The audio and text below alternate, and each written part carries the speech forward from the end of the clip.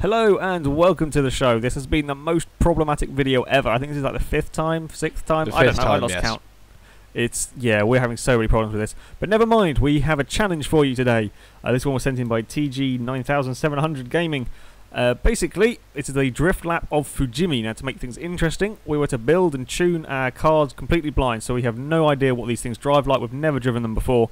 We got to this event, and we were going to compare the drift point scores at the end. I know that's not the most accurate sort of measurement of drifting skill, not that we have many, but yes, that's what we're going to do. Yep. I have to point out, I will point out that I am ill. I've been very ill for the past couple of days, so I'm going to talk like a 50-year-old man. So yeah, bear with me. This is what I brought. I bought a Lancia Stratos, and I painted it black and put some nice rims on it. Upgraded it. It's like mid-A class, I think. And well, you bought a smart car. What have you done? Indeed. I don't take drifting very seriously, so I thought, what is the most ridiculous drifting car there is? And I came up with a smart car. It's rear-wheel drive, so it can drift. Has 222 horsepower, so it probably can't drift very well, but I'm going to give it a go. Because it will be funny, and it will probably end up in a wall somewhere and upside down. I already rolled this one once. I wouldn't be surprised if it happens again. Your car is half the size of my car. Yeah, it's a tiny car. As far as tuning goes, I just put negative camber on it because that was a trick on Forza 3, I think. You sort of put lots of camber on it and it kind of drifted okay. But, well, things didn't really start very well for the smart car. I already hit 2 walls in about 10 seconds. It's just, yeah, not very good going. Mine was alright for like the first couple of corners. You got a tank slapper there going on.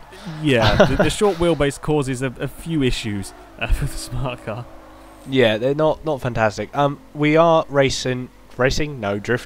We're drifting with sim steering because we're men. And yeah, real men drift with sim steering. But yeah, mine wasn't too bad actually through the first. So much. Yeah, that's why we're so bad at it. But you know. Yeah.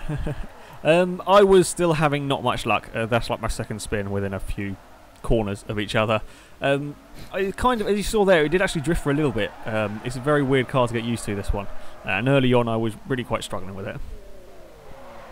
This is probably about a mile into it, and mine was actually, I was quite happy with what I did. I basically did the same thing, just put lots of negative camber on it, and didn't change much else. I think I did something with the toe, but I can't remember.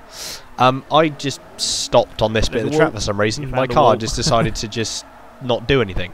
But yeah, the balance on this was pretty good. I mean, I always thought the short wheelbase would cause some problems, but it wasn't actually that bad. This is the twisty, tight corners that all drifters want to get round at once. And I tried to, and I actually did. I got all the way up, and the last 20 feet, and I spun it, which annoyed me. I was doing pretty much kind of the same uselessness up those corners, and I managed to find a wall. We both were losing quite a lot of points from mistakes and stuff. At this stage of the race, you were about 15,000 points ahead of me. You had quite a big lead. You were a little bit further along the road than me, but you were kind of pulling out a relatively good lead. I was starting to get the hang of the smart car, though. As you can see there is clouds of tyre smoke, and it wasn't the engine that the smoke was from. It was definitely tyre smoke. I hadn't blown it up or anything. Speaking of engines blowing up, your Lancia is still going. Yeah, my one, I don't know, but I didn't actually do anything to the engine at all. Normally I would just miss gears and crunch gears and ruin engines, but mine wasn't actually that bad. This is where your car excelled and my car started not excelling. That's it. Yeah, we got past the, I guess, not quite halfway stage. We got past the straight. You managed to spin it somewhere that I didn't quite catch on camera, and I sort of took over the lead on the road. And sort of around here, I kind of got the hang of drifting a smart car, as crazy as that sounds. I was actually getting some relatively decent points, and you were having issues.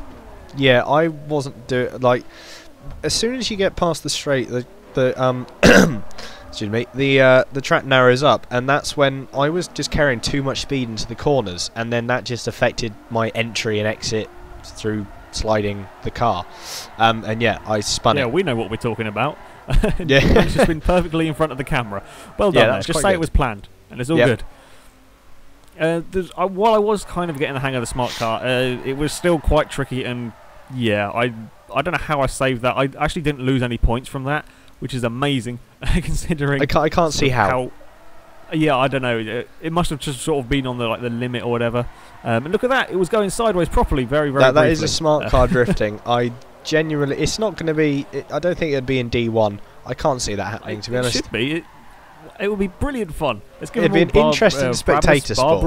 Brabus. Yeah, give them all them. What the hell's Brabus? They're the Mercedes tuners. No, it's Brabus. It's Brabus, not Brabus. I can't pronounce cars, which is bad considering we do car programs. But yes, the smart car was still going quite strong. This is the brilliant section of the track for this smart car, because it's so slow. Sort of standard. I didn't have the same problem with going too fast into the corners. I could pretty much just boot it everywhere and use the handbrake plenty, and it was kind of getting round corners, and because it had so much camber, I wasn't having too many issues with the spinning out. It was kind of a bit weird getting used to sort of using the handbrake so much. When I drift, I tend to drift like a 900 horsepower Mustang, and you just floor it and then it goes sideways whenever you want. It was a bit weird driving this car. It was still twitchy and was still catching me out, but I wasn't spinning out anywhere near as much as I was sort of through the early sections. I was actually racking up some relatively decent points.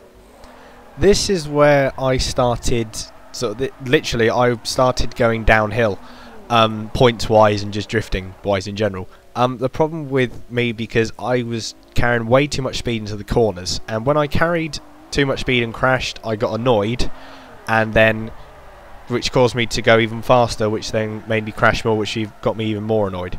Which it just got worse and worse and worse over the course of the, over halfway it just got worse and worse for me, and I got more and more annoyed. Yours was doing quite well though. Yeah, I was really surprised. By the end of this, I kind of basically got the hang of it.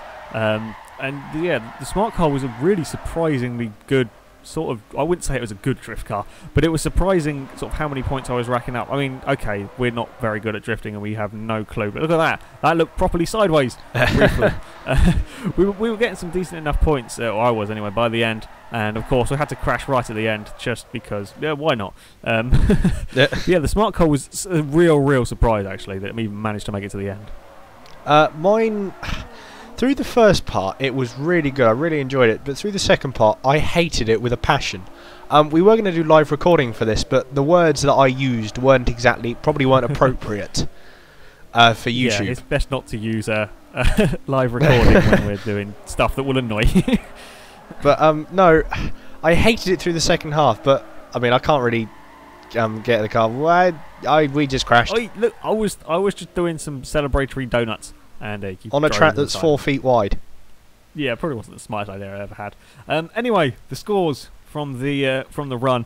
The Stratos got 84,470 points, and we have no idea if that's good or not. I don't know whether that's good or not. I don't have a clue. We should look at the leaderboards. And the smart car got 104,666. That's pretty impressive. So, yay, smart car won! And that wasn't the conclusion I was expecting to say at the end of this video. No, it wasn't.